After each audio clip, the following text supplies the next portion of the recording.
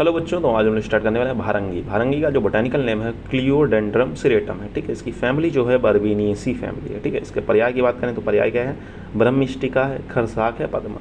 तो इसका botanical name आपको याद ही करना पड़ेगा, क्योंकि ये भारंगी बर्बीनिएसी फैमिली के और कौन कौन से प्लांट हैं। भारंगी है, गंभारी है, अग्निमंत है। ठीक, अग्निमंत, गंभारी और भारंगी, ये तीन प्लांट है। एक और तीन प्लांट है। ठीक है, ये आपको याद ही करने पड़ेंगे। ठीक है, देखिए, जब भी कोई प्लांट आप जैसे फेवेसी फैमिली देखें तो फेवेसी फैमिली के कौन कौन प्लांट्स हैं उनको एक बार रिवाइज कर रहे हैं। जैसे वर्बिनेसी की फैमिली के कौन कौन प्लांट्स हैं, जैसे अग्निमांत है, गंभारी है, भारंगी है, निर्गुंडी है। ठीक है, ये चार प्लांट्स हैं। तो इन चारों प्लांट्स को एक साथ एक बार देख लेंगे तो ऐसे आपका प्लांट्स कई बार रिवीजन हो जाएगा। ठीक है, इस तरीके से आप देखते हैं।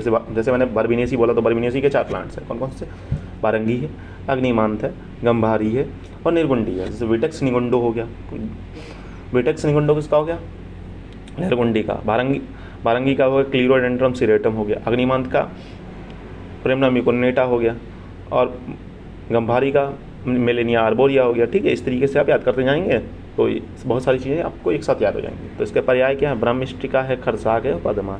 हिंदी में से भारंगी कहते हैं। ठीक है, इंग्लिश में ब्लू ग्लोरी कहते हैं। इसका क्या होता है, छुप होता है, जो कहाँ पाया जाता है, हिमालय प्रदेशों में पाया जाता है। इसका मतलब उत्पत्ति स्थान हिमालय प्रदेश। जिनका अलग है उनका मैंने लिखा है, जिनका समस्त भारत है या समस्त भारत है तो उनका नहीं लिखा है। रसपंचक क्या है, रस इसका कटु और तिक्त है। ठीक है, गुण क्या है, लघु और रूक्ष है। वीर जो है वो उष्ण है, विपाक जो है कटु है। ठीक है, एक आपको ट्रिक बताऊं कि वर्बिनेसी फैमिली का सबका रसपंचक सेम है। वर्बिनेसी फैमिली जितने भी प्लांट्स हैं उनका सबका रसपंचक सेम है। तो वर्बिनेसी फैमिली के चार प्लांट्स हैं तो चार प्लांट्स का आपका रसपंचक आपको ऐसे ही याद हो गया।